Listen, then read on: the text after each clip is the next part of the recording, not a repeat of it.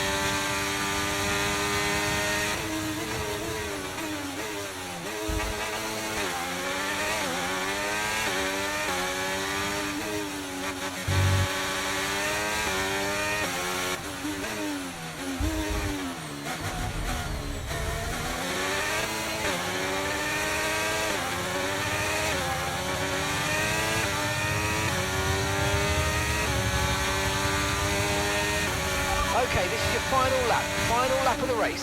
Gap to your teammate behind is 5.7 seconds.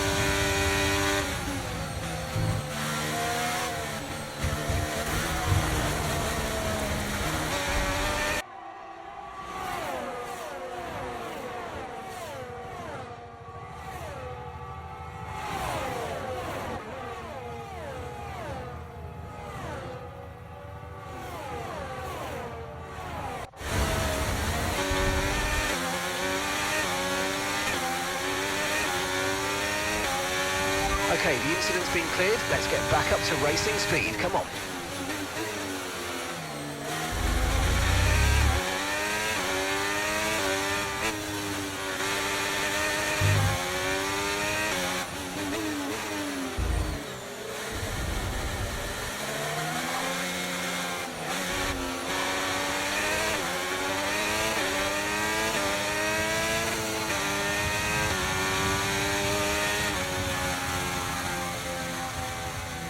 All right, race over. Take care of the car on the way in.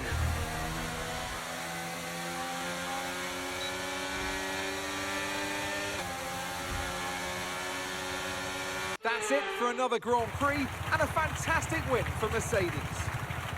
So Natalie, What do you think helped them deliver this result? I feel consistency was probably the key today. There's being quick, and then there's being quick lap after lap after lap. If you can do that, you can capitalise on other people's errors without making many of your own. And that's an approach that can push you a long way up the field. Well, Mercedes are on top form once again after an excellent race weekend. It's great to see them up on that podium once again.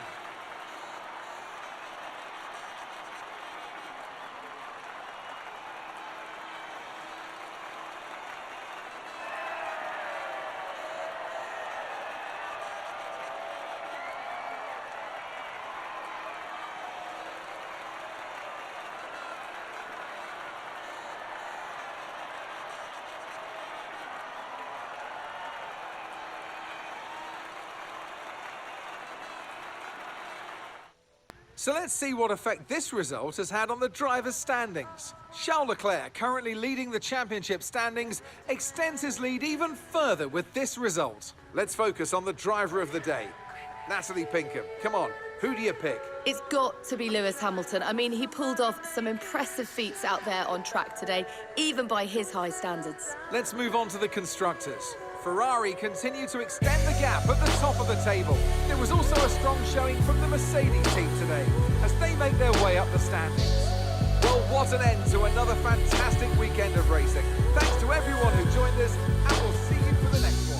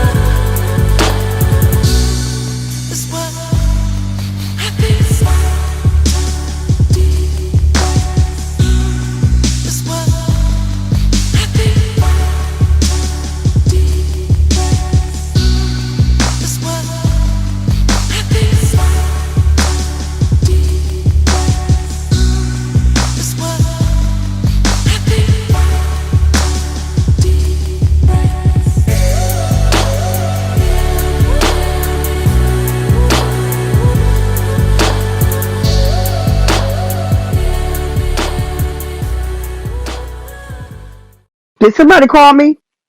Because I got to go to work. I will see you later. Bye. Peace. Mwah.